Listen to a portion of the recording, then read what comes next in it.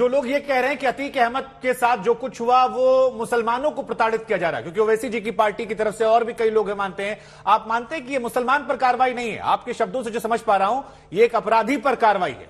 नहीं देखिए, नहीं, क्या यहां पर मुसलमान मानेंगे? नहीं, अतीक अहमद अपराधी थे, इसमें कहीं कोई दो मत नहीं है, लेकिन मुसलमान भी थे।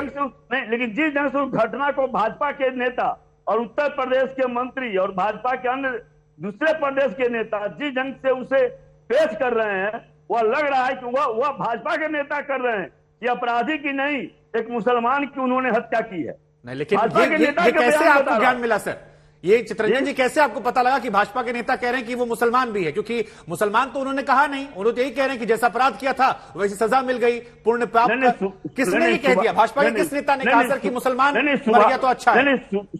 शुभांकर जी, जो कहने का उनका स्टाइल है, जो कहने का उनका जो तरीका है, उस पर मैं कह रहा हूं। नहीं तो आप किस बयान को कोट कर रहे हैं सर? हम चाहते हैं आप थोड़ा सा समझाएं ताकि हम भी आप समझ सकें।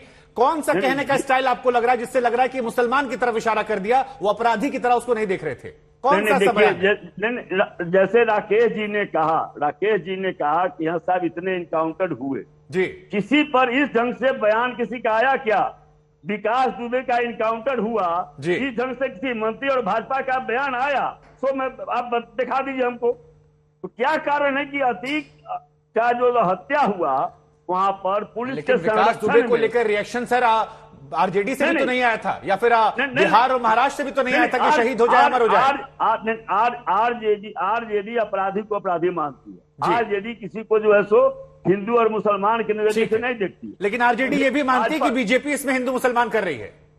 निश्चित रूप से भाजपा का तो वह चल रहा है। ठीक है, एक बार आलोक पांडे जी को भी शामिल कर लो। आलोक पांडे जी, बड़ा दिलचस्प है कि कई राजनीतिक दल कह रहे हैं कि वो अपराधी है, शहीद का दर्जा मत दीजिए, लेकिन बीजेपी जब कह रही है कि उसको मार दिया तो कहा जा रहा है कि वो हिंदू मुसलमान कर रहे हैं, और अलग अलग तरीके से रिएक्शन हो रहा है। हालांकि बीजेपी पर यह आरोप लग रहा है पहले दिन घटनाक्रम के बाद से कि उनके नेताओं के जो बयान हैं, जो कोट आ रहे हैं कि चाहे पुण्य पाप का हिसाब यही होता है या ऊपर वाले का हिसाब है, उसको एक वर्ग मान रहा है कि ये भड़काऊ बयान है जो मुसलमानों को टीस करने के लिए हो रहे हैं कि देखो मार दिया दुर्दांत अपराधी को जो तुम लोग के नाम की सियासत करता था।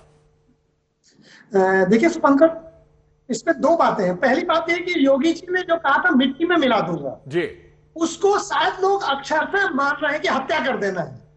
ये एक मुहावरा है हिंदी का, और जिसमें मिट्टी में मिला देने का मतलब होता है नष्ट कर देना। कभी कभी जब आर्थिक रूप से भी नष्ट होते हैं तो भी कहते हैं हम मिट्टी में मिल गए। इसलिए ये बिल्कुल गलत है कि योगी जी ने अगर सदन में कहा कि मैं मिट्टी में मिला दूंगा, इसका यह मतलब है कि योगी जी हत्या करने के लिए कह रहे हैं। यह सिर्फ था कि अतीक के खौफ को खत्म किया जाए, तो अतीक का खौफ खत्म हो गया। अब दूसरी बात आते हैं कि जो अतीक की हत्या हुई जी, इट इज सिक्योरिटी लैप्स। इसमें कोई डाउट नहीं है कि उत्तर प्रदेश की पुलिस ने सुरक्षा चूक की और बार-बार की। मुझे इसी बात में एक पालघर की घटना याद आ जाती है जहां दो संतों को पुलिस ने थाने से जबरदस्ती निकाल के भीड़ के हवाले कर दिया था और उनकी लोगों ने पीट पीट कर हत्या कर दी थी। क्या ओवैसी का या भारत के राजनेताओं का बयान आया था कि संविधान खतरे में है? B.R. अम्बेडकर जी का लिखित संविधान खतरे में है? ओवैसी ने इन हत्यारों को कहा कि वल्चर्स हैं, उनकी लाश पर रोने वाले हैं। क्या पालघर की हत्याओं के हत्यारों के लिए कहा कि वो वल्चर्स हैं? तो डॉक्टर आलोक पांडे, अतीक अहमद की जब आप बात करते हैं तो वो 5 बार का विधायक सांसद भी है, उसका भाई जो है वो भी विधायक रह चुका है कई बार, तो वो एक राजनीतिक व्यक्ति भी, और राजनीति में तो ज्यादातर लोग हैं जिनके ऊपर आपराधिक मामले हैं, गुंडाई के, दबंगई के, हत्या के। हर पार्टी में ऐसे लोग हैं, तो यही कई लोग सवाल उठा रहे हैं कि ऐसे नेता तो हर पार्टी में है, बीजेपी में भी होंगे, अगर आप एडीआर की रिपोर्ट निकाल लेंगे, सपा में, बसपा में, तो फिर इस तरह से अतीक अहमद को केवल एक आपराधिक दिखाकर बाकी उसकी सारी चीजें गायब कर देना, वो जन समर्थन गायब कर देना, क्या बिल्कुल सही है? ये भी सवाल उठ रहा है। शुभांकर जी, एक बात समझिए कि मुझे नहीं लगता कि और किसी पार्टी में ऐसा नेता होगा जो किसी व्यक्ति की जिंदा में खाल निकला लेता हो, तेजाब से नहलाकर चौराहे में टांग देता हो। ऐसा कोई दूसरा उदाहरण मुझे तो नहीं मिलता कि ऐसा कोई नेता है किसी पार्टी में। इतनी दुर्दांत व्यक्ति था अतीक अहमद, और अगर जो उसने किया है उसका उसको परिणाम मिला है, इसमें कोई डाउट नहीं। लेकिन जो हत्या हुई है पुलिस अभिरक्षा में, यह भी गलत है।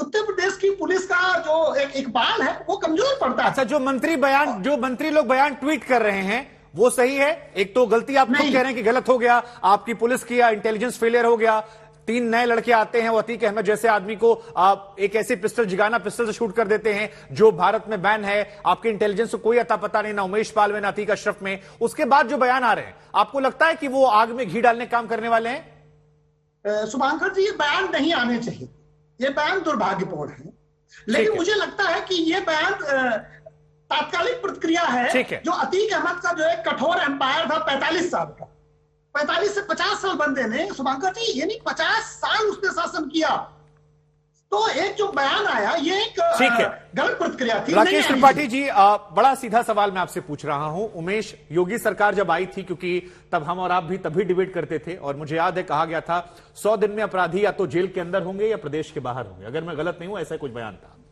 लेकिन उसके बाद उमेश पाल हत्याकांड होती है, दिन दहाड़े असद को हमने देखा भी कि बिना मास्क पहने या कुछ चेहरा छिपाए शूटर्स आते हैं, एनकाउंटर, गोली मार देते हैं, 2-3 लोग और मारे जाते हैं।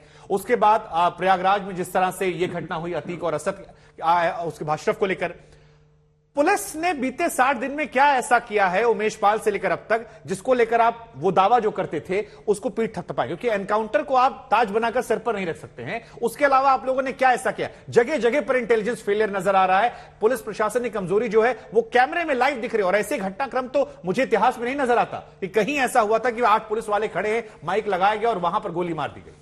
शुभंकर, मुझे लगता है इतिहास को अगर टटोलेंगे तो आपको यह भी ध्यान में आएगा कि इस देश में हमने अपने पूर्व प्रधानमंत्री को खोया है, जो सबसे ज्यादा हाई सिक्योरिटी जोन में रहते हैं, जिनके लिए हर प्रकार के सुरक्षा घेरे होते हैं। हमने देखा है पूर्व प्रधानमंत्री को भी खोते हुए, हमने बेअंत सिंह मुख्यमंत्री की भी हत्या होते हुए पुलिस सुरक्षा में देखा है।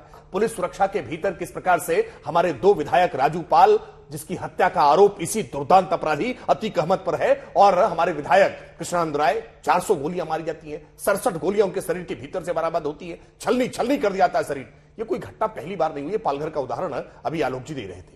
इस प्रकार की घटनाएं हुई है, कई बार हुई है,